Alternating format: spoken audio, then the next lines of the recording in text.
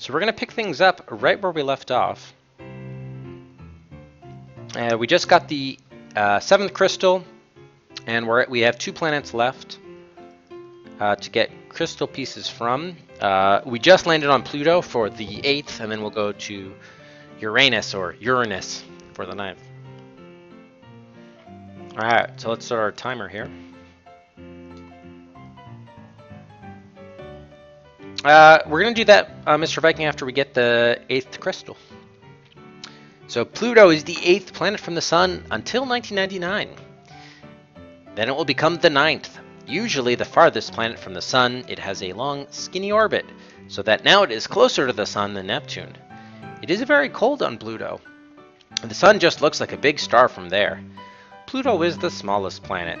It is about the size of Earth's moon. It has a very thin methane atmosphere. Pluto has one moon, Charon, which is almost as big as Pluto. Okay, so let's go outside. Wear a spacesuit. Press button. Go Pluto. Okay, we have to go back to our map here. Mickey and Pluto have landed on the planet Pluto. They see that it is a very, very cold and bleak place. Okay, so we're at the ship and we can go in every direction. Let's go west. Mickey and Pluto can see the distant sun in the sky. Charon, Pluto's moon, is next to it. It is a pretty sight. Okay, we can go south or east. Let's go south. Mickey and Pluto discover that the planet Pluto is a very bleak place. It is freezing cold, rocky, and dark. Okay, south. Okay, we can go south again. What is this? Mickey and Pluto have run into some small furry aliens with heads that look remarkably like Pluto's. Mickey sees the crystal piece in a nest of hair. Alright, let's look at the aliens. The aliens are small, furry, dog-like creatures with heads that look like Pluto's. Can we talk to them? These dog-like aliens have whimpering noises, or make whimpering noises. They wouldn't understand English. Alright, can we get the crystal? These little Plutos have the crystal piece. Mickey can't just take it. Alright, now we use our bone. Mickey gives the aliens Pluto's bone. Happily, they take it and offer the crystal to Mickey. Mickey puts it together with the larger one. Alright, we have our 8th crystal, which means, of course, now we can go ahead and freeze the slots. Slots and guns and games are now all frozen. Let's give out the Cedrics. We have our 8th crystal from Pluto.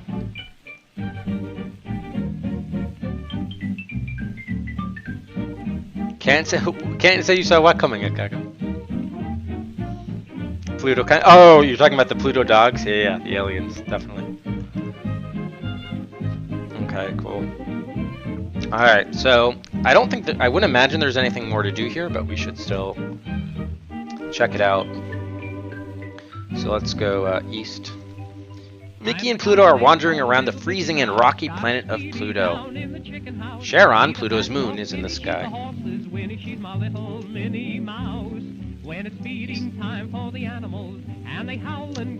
The planet Pluto is small, rocky, and full of craters. It is very cold with the sun just a bright star. Playfully, Pluto has jumped into a small crater.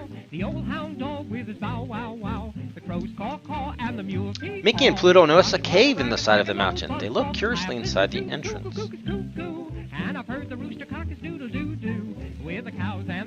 Alright, should we enter the cave? Why not? Having entered the dark cave, it takes a minute for Mickey's eyes to adjust. Then he sees piles of hair lying around. He guesses that they must be nests. Look, nests. The nests are piles of hair spaced around the room of the cave. Okay, leave cave. Alright, go north. Mickey and Pluto are shivering in the freezing cold of planet Pluto. The sun is little more than a bright star in the sky. Okay. West of the spaceship. We have to go north and south of here, though. Mickey and Pluto can see the beautiful view of Pluto's moon Charon in the sky. It is the only pretty sight that freezing Pluto seems to have. Yep, everything's... yeah, we'll unfreeze guns when we get to the showdown, Chicago. Yeah, Pooh had a little bit more going for it, probably. That's a good point, Sten.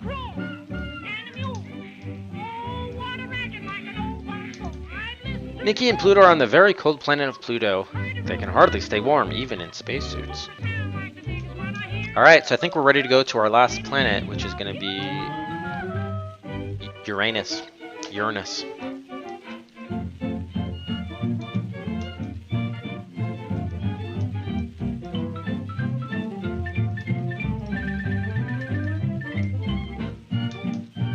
Okay. Let's let this switch anyway. XL30 speaking. Congratulations, the crystal piece has been found. The next piece is to be found on a moon called Oberon.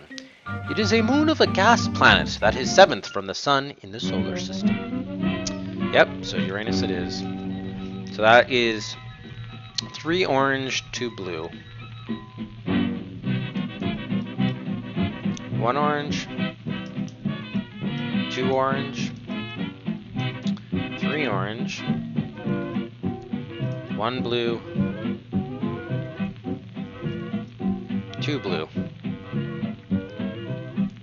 Pull throttle, push throttle. Mickey feels a funny feeling in his stomach, and before he knows it, the spaceship has landed on Oberon. Uranus is the 7th planet in the solar system. It is a gas planet, like Jupiter, so a spaceship cannot land on it.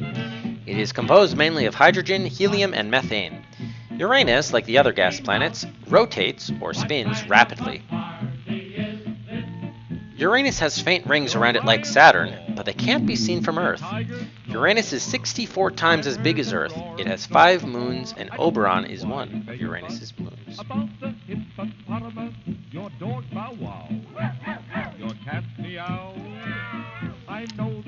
Yeah, Glitch, I just can't risk dying. I really cannot risk dying since I wasn't able to save. I just can't do it. We can do it maybe afterwards for fun. Alright, let's go south. Vote, ladies and gentlemen, vote for Mickey Mouse. And make him our next president. Oh, you're talking about Winnie the Pooh? Oh, Cosmos. Osmo.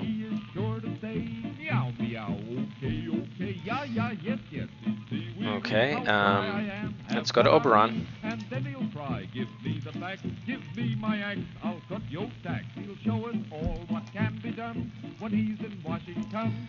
So Mickey and Pluto landed the spaceship on a moon of Uranus called Oberon. They are outside the spaceship looking around. Oberon is cold and rugged. Okay, we can go every direction. Start off west. Mickey and Pluto are on Oberon, one of Uranus's moons. It is a cold, bleak place covered with methane frost. Oh, we can only go east, okay. Alright, let's go north.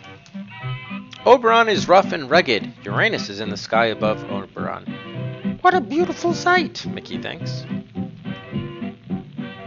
Okay, let's go east.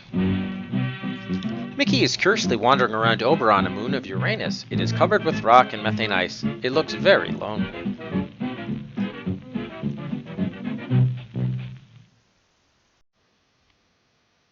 Ouch, Glitch, ouch. None of the planets seem very appealing. Yes, I hope it makes you grateful to be living on Earth, Chicago. Huh? Alright, let's go east. Mickey and Pluto are walking on cold Oberon, a moon of Uranus. Uranus is very large in the sky. Alright, so we've gone as far east and north as we can. Let's go south. The methane frost-covered landscape of Oberon looks uninviting to Mickey. The view of Uranus is pretty, though, with its faint rings around it. Alright, let's go west. Climbing on some rocks, Mickey can see bluish-green Uranus in the sky above above Oberon, actually. Oberon is bleak and frost-covered. So west of here should be the ship. Yeah. Alright, let's go south now. Mickey and Pluto are exploring Oberon, a moon of Uranus. It is a cold, bleak place. Yeah, man, Roberta Williams really had to be writing the same thing like 7 different ways. I mean, how many times can you say something's cold, rocky, and dark?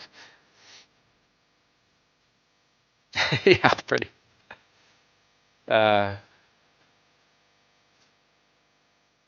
Should we add those as quotes? I guess so.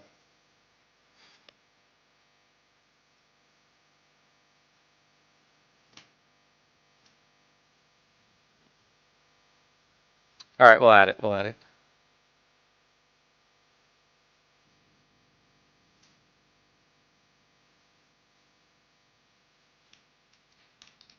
Mickey's Space Adventure.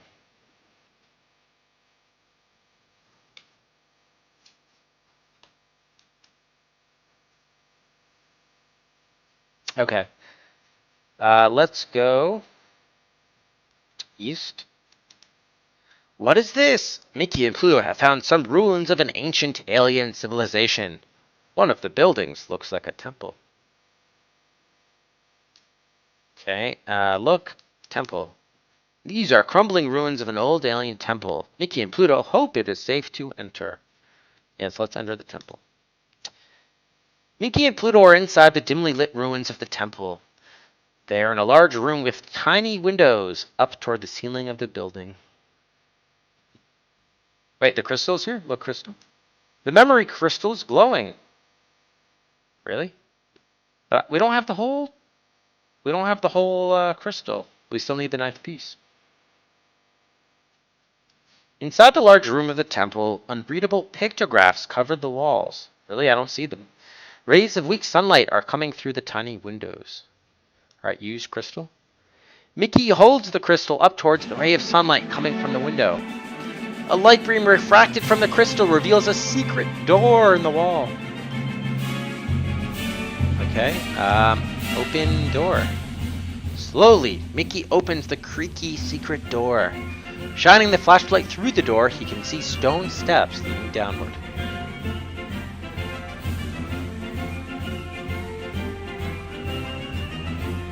Okay, let's enter door. Mickey and Pluto are at the bottom of stone steps which lead into a dark passageway. Crumbling stones fall from the walls. XL30 speaking. Be aware of the air supply. Alright, let's go. Actually, I guess we should look in the passageway.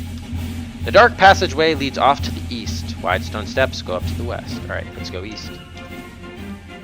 Entering into a small underground chamber, Mickey sees a strange statue of an alien being. What really catches his eye, though, is the crystal piece embedded in the statue. Alright, let's get the crystal. Mickey pulls on the crystal piece embedded in the statue, but can't get it out. Alright, time to use our crowbar. Using the crowbar, Mickey pries the crystal piece out of the statue. Alright, let's leave. Leave the chamber. Okay, so now let's go back to the ship. We have our 9th crystal, everyone. We have all 9 pieces. So now we just need to... Actually, I don't even know. Do we return to Earth? I guess. Or maybe the computer will tell us what to do. Leave temple. Go. Actually, we never went east from here. The rugged mountains and valleys of Oberon seem to go on forever. It looks lonely here.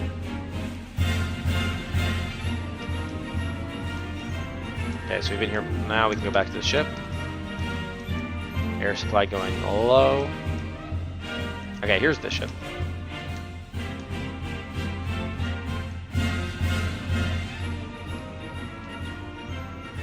Go north. West. Flip the switch. XL30 speaking. Congratulations! You have found all the crystal pieces and have completed the memory crystal. Mickey Mouse and Pluto, the people of Oron, thank you from the bottom of their hearts for your help in recovering the lost memory crystal. Oron's history has been restored. In tribute to your bravery, statues will be erected in your honor. Please return home now. Okay. Will do. Will do. Actually, we have to put in the coordinates for Earth now. Which was 1 orange, 1 blue.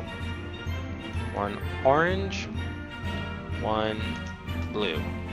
Okay, there we go. Pull the throttle. Push the throttle.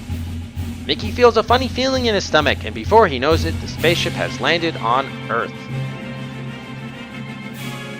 Earth is the third planet from the Sun.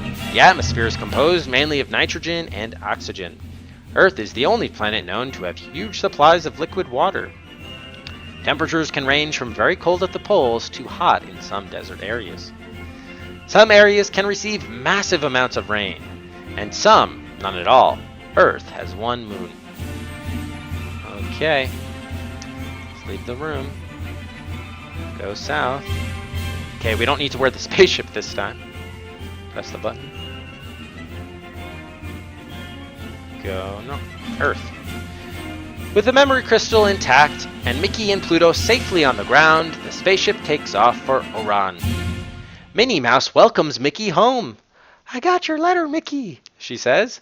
I missed you very much. I'm not sure what you've been up to, haha, but I can't wait to hear about it. Thank you for playing Mickey's Space Adventure. And that's it. After 1 hour and 58 minutes, Mickey's Space Adventure has wrapped up. We got all 9 pieces of the crystal. The people of Oron have a history once more. And Pluto went to Pluto.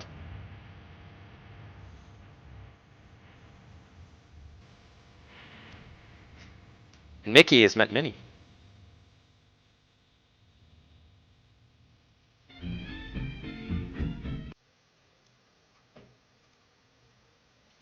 So yeah, the easiest game to compare to is clearly Winnie the Pooh in the 100 Acre Wood. Both were early Sierra educational titles. Yeah, you know what? I think the game was very successful in being educational. I even learned something about some planets. So from that, or maybe at least I remembered stuff from 20 plus years ago. So I think the game was very successful in being educational. The problem was it more or less played itself, right? I mean, what adventure puzzles there were, it just laid out for you exactly what the right solutions were. I mean, look, some of that's due to the, I mean, this game is from 1984. The interface isn't going to be great, obviously.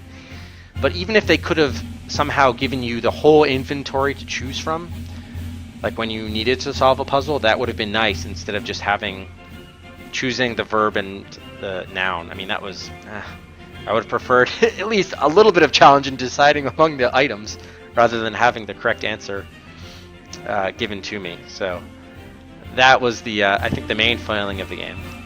They could have done a little bit more, I don't know, maybe with a little bit more with the characters. One of the nice parts about Winnie the Pooh is you had a lot of the different, you know, the whole gang was in the game. This one, it was just Mickey and Pluto, and even the two of them didn't interact that much together, really, at all. And now we just have Minnie here for a brief cameo at the end. I don't know how you would have done that in a space setting, but it would have been nice to have seen what Donald Duck and even Horse Collar and Clarabelle the cow. But yes, space is very bleak, Tango. You're absolutely right. Edutainment indeed. So let's head to our Hall of Adventure. And at game number 60, Mickey's Space Adventure, up on the shelf.